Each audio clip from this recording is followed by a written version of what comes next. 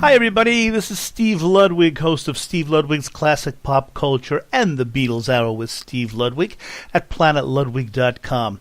Here's an interview we did with Bob Cowsill of the legendary 60s band The Cowsills on August 6th, 2013. Show number 1, our very first show, and Bob was our very first interview.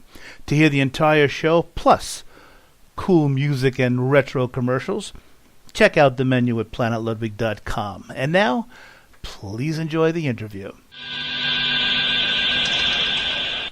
That was the biggest selling song by the Cowsills, Hair. And we have with us right now live, and it's an honor and a privilege to have him on the show, Mr. Bob Cowsill. Bob, welcome to Classic Pop Culture. Hello from the West Coast. The West Coast. Hey, Bob. Listen, Bob, you got to get to the East Coast. You have some shows coming up here in Massachusetts. Oh, we love it. Yeah. It's so fun to go back and play. Yeah, we'll be at Calhoun Restaurant in Saugus, Mass. on Thursday, and Tanner Park on Long Island on Friday, and Queens College on Saturday, I believe. And we're even in a celebrity softball game somewhere on Sunday. Wow. Well, listen, Bob, I was going to say my family and I are going to see you Saturday night, so have a good show Friday night, but don't wear yourselves out, okay? Save the best show for Saturday night. Now, listen, I was telling our listeners before you came on, Bob, about this. First of all, congratulations on the 2013 Emmy nomination of family band, The Cowsill Story. Why don't you tell our listeners about that? Well, first of all, with the Emmy thing, though, you got to, I should correct you. It was on the list to get nominated for an Emmy, which is a good list to get on, but it did not ultimately get nominated. But listen, the documentary, I mean, look, it took us 8 years to do it. And the reason it took 8 years is because we shut it down for 2 of those years, because it was difficult to do. Anything like that would be for any family. And there's a lot of families with as good a story. But once we got it done and we picked it up and we said, let's finish this. And they got it on Showtime. Well, then it was like Showtime just fell in love with it, and they played it for 5 months. And they were only supposed to play it the first week. So clearly the story struck a familiar chord. You know, I mean, what we went through was not unlike what other families went through back then, although ours was a more acute version of it. Let's put it that way.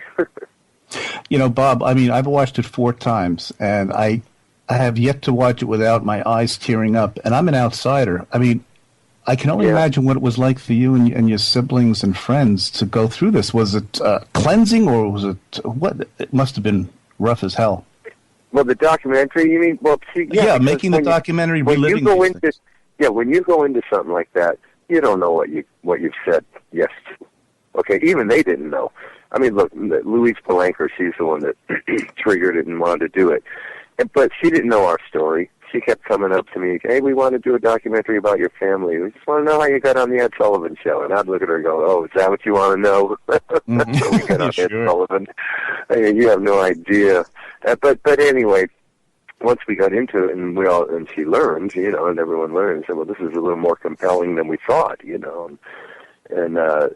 But it's like psychoanalysis. It's like sometimes the sessions, you know, clearly we produced some 80 hours of footage. Now, the real talent was the editor who took the 80 hours and turned it into an hour and a half for Showtime, you know. That was a challenge right there. But this is, when you get into something like a documentary, because you make a deal. The deal is you tell the truth. It's harsh. Just lay it out there and see what happens. That's the deal. And boy, if you've never gone through something like that, holy mackerel. It was really something. I mean, do you, I guess this is kind of a rhetorical question, but do you feel better or worse for it afterwards? Well, you feel better because, you know, during the process, built into something like that, built into doing something like that is reconciliation. And you know, you're a tight family, but you're tight at a distance, if you know what I mean. A lot of families know what that means. It knows what absolutely. That means. And sure. You're tight at a distance. And the documentary brought us all in tight, but close up. And you deal with this. Look, it opens up old issues, definitely. And it opens up unresolved issues, an experience like this, definitely too. But it resolves more than it opens up. And what it opens up in order to resolve. So the whole thing was a positive experience, definitely. Yeah. But there were times like in the middle of doing it where we shut it down, where you go, this is ridiculous. This is just too much. This is too much.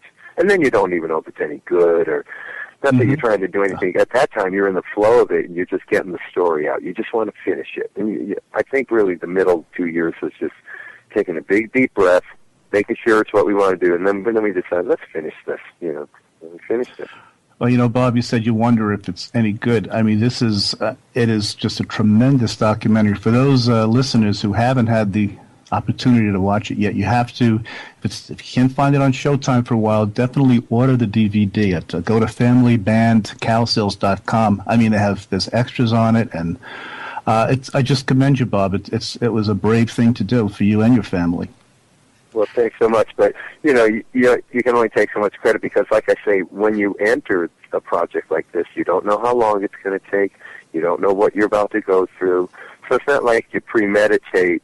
You just hope it all turns out okay at the end, which for us, we're fortunate that it did. Sure. And it opens up other doors and stuff. Yeah. May I ask you a question, Bob? In the documentary, now your twin brother, Rich, he went to Vietnam. I believe yes. Could you just explain that your dad wanted him to enlist? Well, the deal was with Richard, and yes, he was my twin, but the genetic distribution between me and my twin brother was really finite. I mean, I got musical genes, he got none. He can build a house, where there's nothing standing, and I can't. So that's how that rolled. But he and my dad, from the time that he was just a kid, I mean, he just did not see eye to eye with Dad. Dad did not see eye to eye with him. So the long history is that he blocked Richard's progress at every turn in terms of getting into the family band and anything that had to do with that. Forget it. And look, he's gone, so we can't ask him why. He's not interviewed for the documentary. It would have been amazing to be able to. And so ultimately, when, your kid's a troublemaker at 18, which Richard candidly was, and now you're focused with the rest of the family, and we're making hit records, and he's got this outlier troublemaker kid, from his perspective, and he's spent his life in the Navy.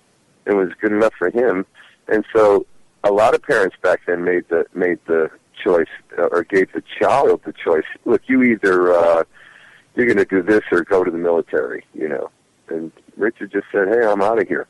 Yeah, and he went. On a happier note, you've had so many wonderful songs that you've given us over the years. Besides your hits, Bob, is there one or two that stand out that you really enjoyed making an album cut that some of the casual Cowsill fans might not be aware of? Oh, yeah. Well, no one's going to know this song, but we had our second album was called the We Can Fly album. And on it was a song called Gray Sunny Day. And no one knows it, but that's the answer to your question, however. That song in particular, the vocal arrangement and the excitement of it, and it was I just love it to this day. The other song is from an album, and the reason I like this because Joe Pesci likes it, and it made me realize, well, that's a funny story because I was playing at a New Year's Eve thing, and he was there, and he's a big Cowsill fan, and we were just Joe Pesci fans, so it's like this guy likes us. And when I met him, he started singing a song called Heaven Held, which is from one of our albums. I mean, you had to be a real fan to even know that song, and he's singing it out loud. I love that song. I'm going, oh my God, this is Joe Pesci telling me this. You get experiences like that in your life from having done something like that, and they're real meaningful. Yeah. Well, you know what, Bob, speaking of experiences in your life, we have on the phone now a very dear old friend of yours from way back when, Ira Wolf. Ira, are you there? Yes, sir, I am, Steve. How are you? Okay. Hi, Ira. Bob, how are you? How you doing, buddy? Let me tell you, I just got it quickly with Ira. Ira was one of the guys, and we were just knucklehead teenage boys back then in the 60s, and I know Ira was a young man back then, but the gap between a 15-year-old kid or a 16-year-old kid and whatever age Ira was huge back then. So he was he was one of the early male adults that we bonded with and got to know real well. And maybe you can tell our listeners how you guys met. I'm sorry, Bob, to interrupt. Oh, I will have to tell you that because I'm too young to know. Yeah, well, it's a lengthy story, but real fast. Basically, Bob, Billy, and his dad were living across the street from North Bergen High School in a place called the Bruins Bowl, which was a little cafeteria restaurant, and Bobby and Billy were sleeping in a room, and his dad and possibly Dick were sleeping in a van.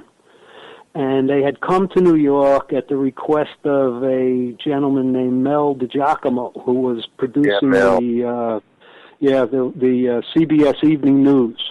And he had heard them sing in Merganza Steakhouse in Newport, Rhode Island. And he talked them into coming to New York, and I was to New Jersey, and then visiting New York, and I was a good friend of Mel's, and that's how we got together. I'm guessing it was around 1963, maybe 64, around that time. Yeah. That was when I first met them. Ira, you told me a great story about a day that you spent in Greenwich Village. You want to bring that up? Well, I have a lot of great Cowsill stories. You know, well, choose one. Choose any one you like, Ira. Yeah, well, the one I had spoken to you about was we decided to go to Greenwich Village. So Bud, Billy and Bobby's dad, and Bobby and Billy, because John and Barry and Susan and her mom weren't in the group at the time. And we were walking around the village, and we ended up in the Night Owl Cafe. And, the Night Owl, yeah. Yeah, and Billy and Bobby got up on the stage and borrowed the band's instrument, and that was actually the first time I think I ever heard them sing Baby Blue, which was supposedly one of their signature songs at the time. And the band, or the group whose instruments that they borrowed, who was sitting in the audience with myself, were the Loving Spoonful.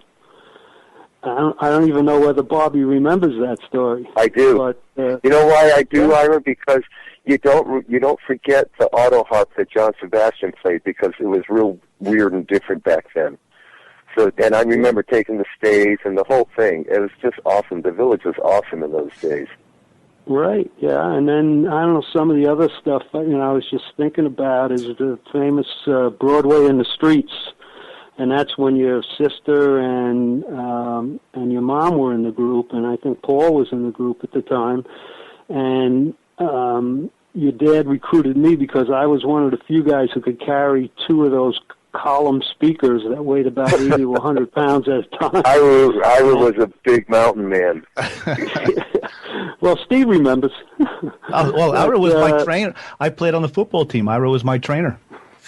Oh, we loved playing football with Ira. Oh, that was great. Yeah. Ira, I'm sorry to interrupt. No, but the story was there was a guy in the audience that was getting ready to throw eggs at Susan. And then, of course, the family didn't know there was a big fist fight in the audience. So, I jumped on this guy and his buddy and whatever, and then the cops had to break it up and so forth. And that was the end of Broadway in the Streets. How can anybody want to throw eggs at cute little Susan Cowsill, who now has the Susan Cowsill band? Is tremendous. Yeah, that is a funny story. Then there's Sound Blast 66. I don't know if you remember that one, the one at Yankee Stadium. Oh, no, Ira, no. How could I ever remember going to Yankee Stadium? Are you nuts? Yeah, and I think that was the first time the Who were in America, right? If I'm guessing, right? That was their first. Yeah, but you guys were the headliners. The biggest deal about that show was just getting in Yankee Stadium. Yeah, I felt the same way. I was in the press box. Yeah, that's amazing. Bob, aren't you? I'm so sorry, Bob. Aren't you guys Yankee haters, though? No, we're Boston Red Sox lovers. Right. But Okay. In the same way that conservatives don't hate liberals, but liberals hold things against conservatives, Boston Red Sox fans are fine with the Yankees. Of course, it's easy because we have the best record in baseball and we've been in first place all season. And, there's no one named Rodriguez on the team, so we can be magnanimous, right?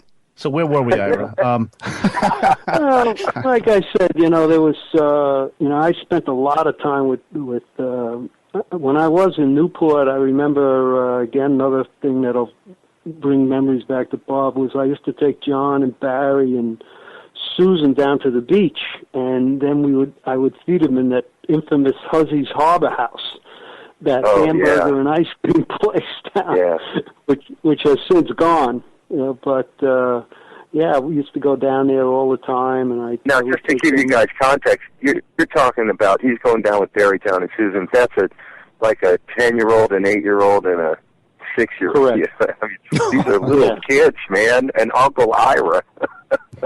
Well, listen, Bob, that's why I became a teacher. An impossible question, Bob. What's one of the big standout moments with Ira that makes you smile? I'm going to tell you what it was, and it was just something we did once in a while. But the big standout moment with Ira is getting to know that guy as we didn't know what he did, and we didn't know what we just knew Ira. And one of the greatest things we did, but he liked sports, see, and we were sports idiots, and there was nothing like throwing a football around, or just he was a guy example for us that was a real sort of role model, and it was stuff like that where Ira was important. I mean, I would have loved to. I missed the fight in Broadway. I was probably too busy paying attention to doing the show, but that kind of stuff where he had our back, and our mom really trusted him, to take the kids to the beach. I mean, come on, think about that. Yeah. You can take them, Ira, my little babies. Okay, I mean, Ira, that's a mountain full right there. Mm-hmm. Ira, it's your turn. Favorite standout memory of the Cowsills?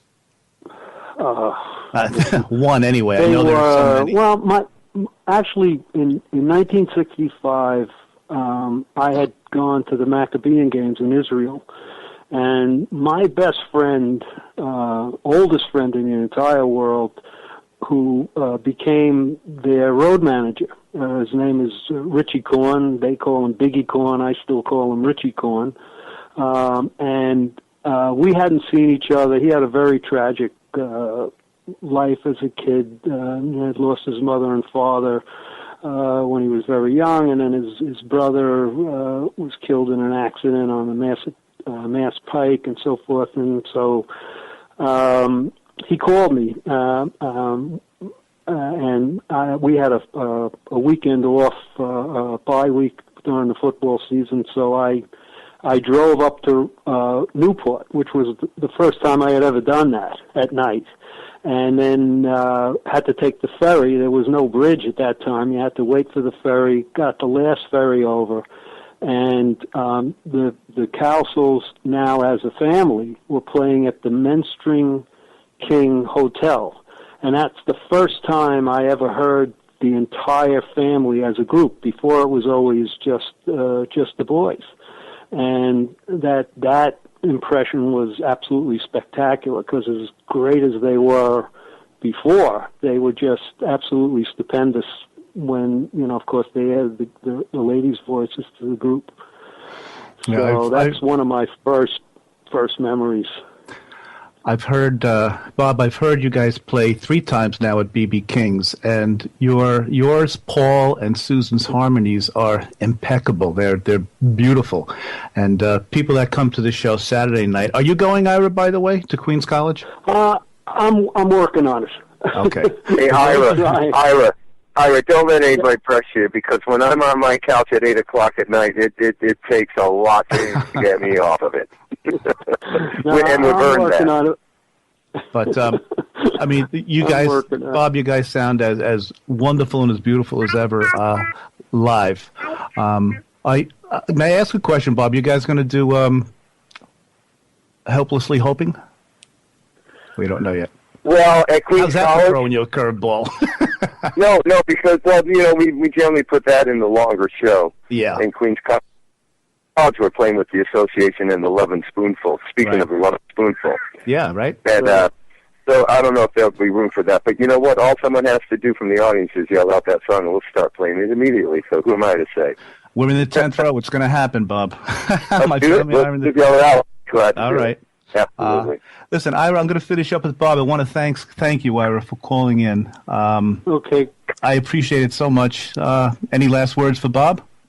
Nah, just actually, I'm gonna be in New Orleans in March. I'm gonna try to hook up with Susan down there. Oh, you must do that, Ira. You must do that. Yeah. We love you very much. I'll tell everyone I talked to you and you said hi. Yeah. Listen, I miss you guys. I really wish we had stayed closer together. Hey, listen, it's what life does. It's called Life is Interruptus. Look. We got to commit. Here's a bucket list item. We got to do a dance at the North Bergen High School gym. We used to play there. If I have any influence there, you'll be the group. That's for sure. Listen, and say hello to everybody for me, Paul and Susan. All right, send them my love, and I'll be seeing you. I promise you that. Okay, thank you, Ira. Love you, Ira. Bob, I know you're so busy, too. I appreciate so much you calling in. I just want to let everybody know once again that familybandcowsills.com is where you can purchase this. I don't know any other word besides incredible DVD. Like I said, I've watched it 4 times. I can't keep a dry eye watching it. It's bittersweet. It's up. It's down. Go to Cowsill.com for Bob's website. They're going to be playing at Queens College this Saturday night, like I said. For tickets, there are still some available. I spoke with JES Entertainment. You can call 718-423-8394. Bob, I just want to tell my listeners, you've been one of the sweetest guys arranging this show here. I mean, you've been so busy. You're on the West Coast now, and you've been emailing me back and forth. And from the word go, you said, I'm on, just tell me when. And I just want everyone to know what a great, great guy you, and I met Paul and Susan at BB King's. You're all just such wonderful people. Oh, thanks so much, Stephen. I mean, but we appreciate what all you people do for us and your support and your interest, and God bless you. It's just great. And it's so great to be out there playing and be able to do a show and meet. We always do meet and greets after the show, and those are always a lot of fun because you share stories. Because we're all older now, it's a lot more fun. Well, Bob, thanks. Thank you so much. And I'll be yelling out Helplessly Hoping on Saturday night. All right, I'll be ready for it. I'll get the gang ready. Okay. Thanks again. Thanks so much, Steve. Okay, bye now. Best to you. Bye-bye. Thank you, you too.